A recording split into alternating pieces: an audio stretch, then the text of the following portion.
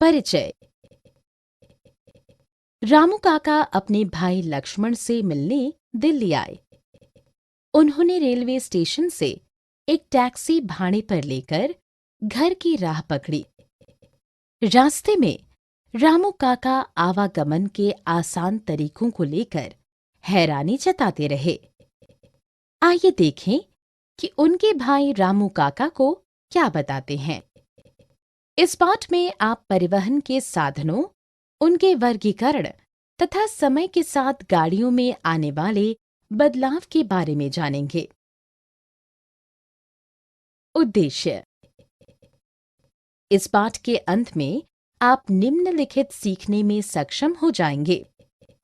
विभिन्न प्रकार की गाड़ियों की चर्चा कर पाने में, गाड़ियों को भूमि, जल तथा आकाश में विचरण करने के आधार पर अलग-अलग वर्गों में रखने में, समय के साथ गाड़ियों में आए बदलाव को समझ पाने में।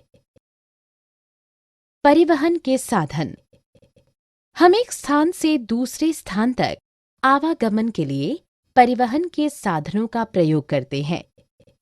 पुराने जमाने में लोग बैलगाड़ी तथा तांगे पर बैठकर यात्रा करते थे। अभी भी गांव तथा छोटे शहरों में इनका उपयोग होता है। परिवहन को भू परिवहन, रेल परिवहन, वायु परिवहन तथा जल परिवहन के रूप में वर्गीकृत किया जा सकता है। भू परिवहन। भूतल पर विचरण करने वाली गाड़ियों यथा कार, बस, मोटरसाइकिल, ऑटो रिक्शा आदि भू परिवहन के साधन हैं। ये गाड़ियां पेट्रोल या डीजल के बल पर दौड़ती हैं।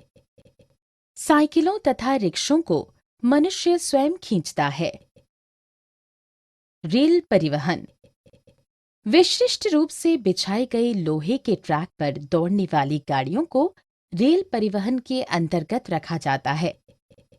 इस श्रेणी में ट्रेनें, मेट्रो तथा ट्राम आदि आते हैं। कोलकाता में ट्राम बहुत सामान्य चीजें हैं।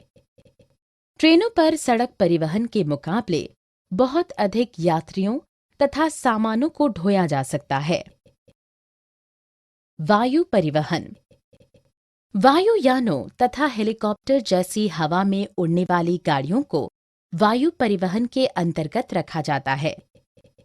ये परिवहन के सर्वाधिक तीव्र रफ्तार वाले साधन होते हैं, किंतु यह बहुत महंगा होता है।